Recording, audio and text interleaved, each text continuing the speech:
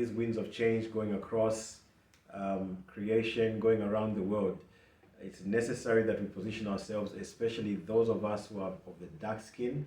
There's a call upon us for this time. Some people like to call it the Black Renaissance, but it's really a rising. We know that Africa is rising, the rest of the world is going down.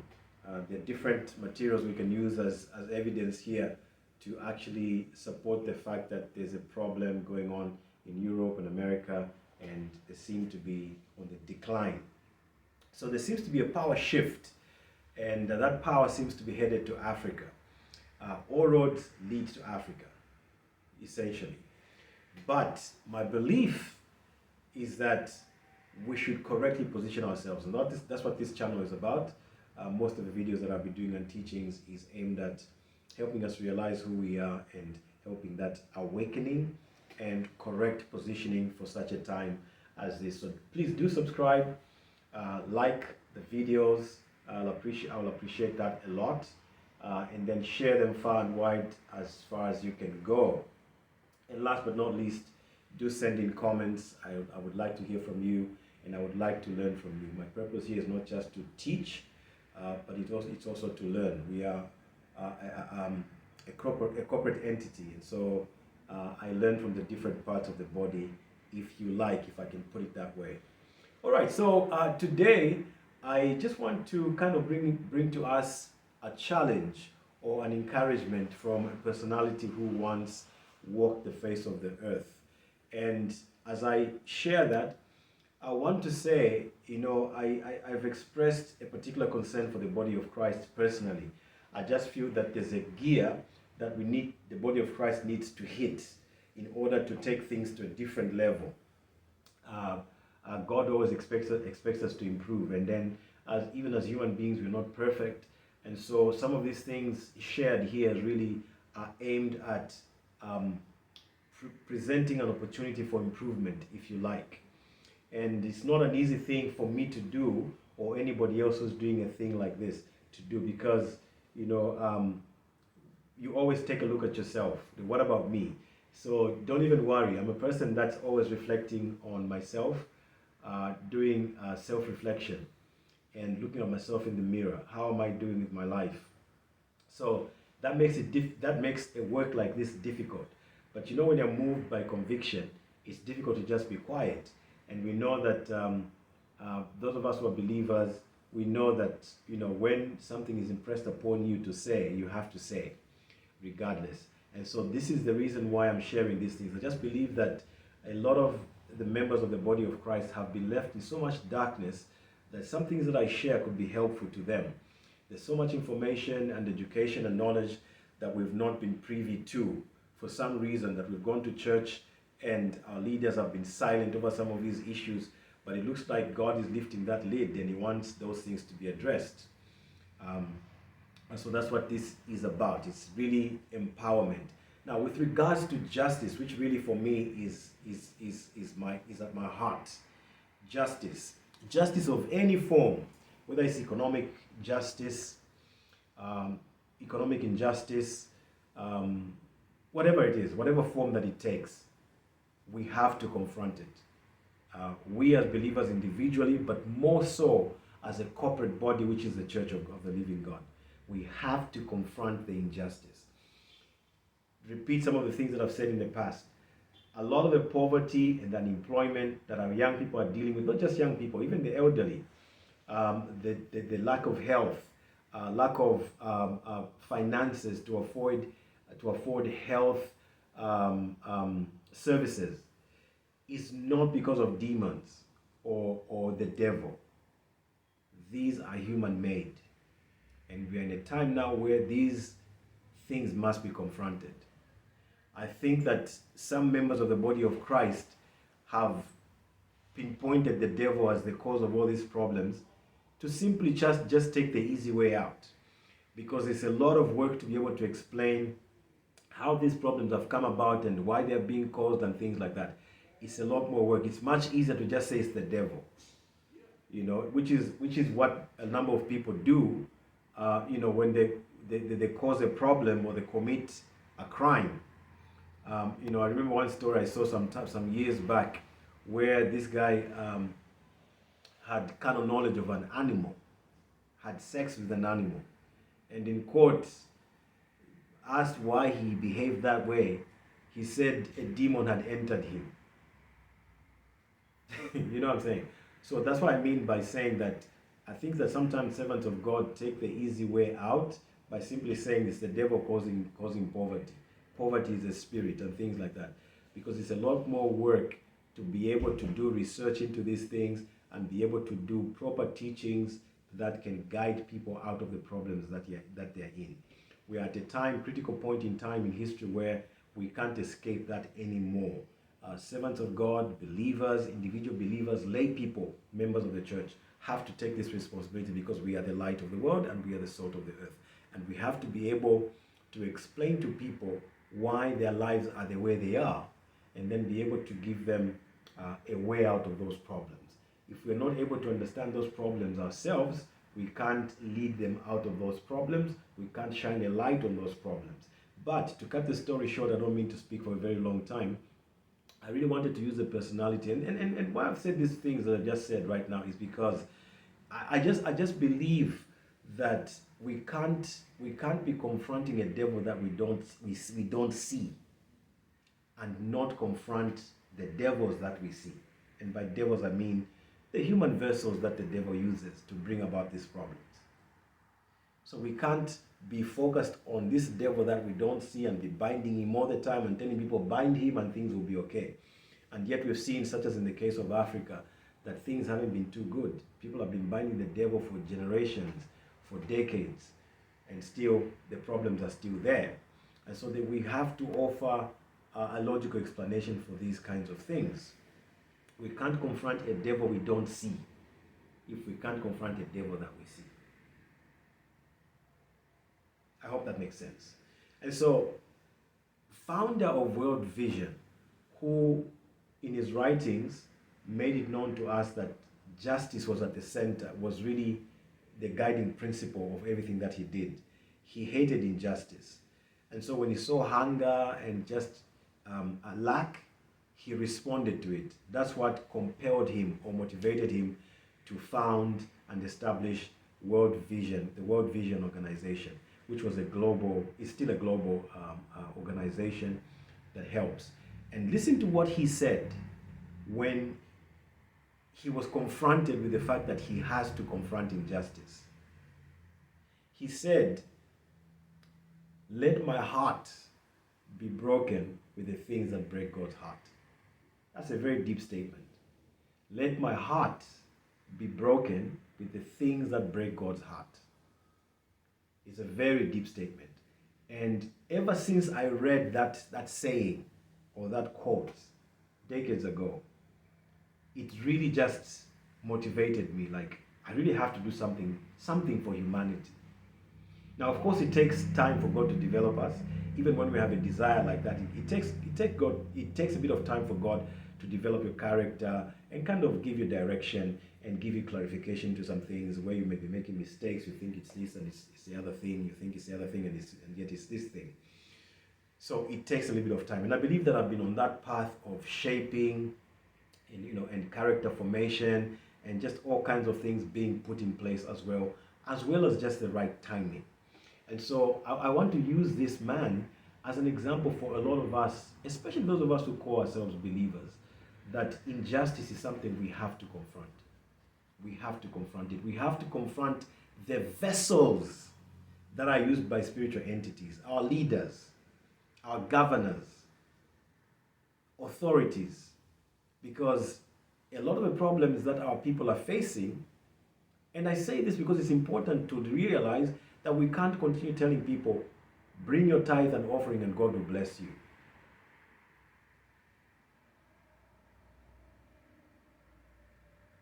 I hope that gets to you.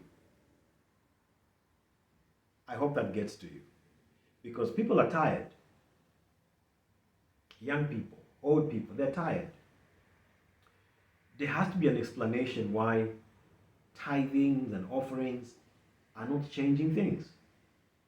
And I've said before in the past that oftentimes when people give tithe and offering and they're prayed for and things like that, they end up getting jobs by foreign entities, especially in Africa, foreign entities who pay them peanuts and things like that. And the will of God is for us to be producers, not to be seeking jobs. Our purpose is not to have a job. Our purpose is to work. And work means the purpose that God created us for. But that's a subject for another time, and I've done a video on this, and I'll still continue to do more videos to kind of just explain this. And there's been other authorities before me that have explained these things, and that I think by now we should really know the subjects very, very well. So, having said that, we need to confront practical things and things that we see around us, instead of just binding devils and praying for answers, praying for solutions. And God is saying, but I've given you everything you need. And we continue to ignore that and just make everything spiritual, just make everything spiritual. And yet the solutions are just practical things. Would you believe, and this has been confirmed by leaders such as Dr. Arikana Chiwombore, a number of countries in the West, in West Africa, are still, to this day, paying colonial tax to France. One other thing that France did between 1958 and 1961 in the name of giving us our independence as African countries. France forced the Francophone, and I hate that terminology. There is no such thing as Francophone, Anglophone. They made it up. But for the purposes of communication, I will use that. 14 of those countries, they said, in order for you to get your independence from us, you must sign this document. You thought they could have found a better name for the document. The document was called the Pact for the Continuation. I repeat, the Pact for the Continuation of Colonization. We are talking about giving you independence, but sign this pact for the continuation of colonization in a different format. And I'm going to highlight some of those issues that they said you must agree to if you are going to be independent. Hello. Maybe we need to redefine the meaning of independence for the French.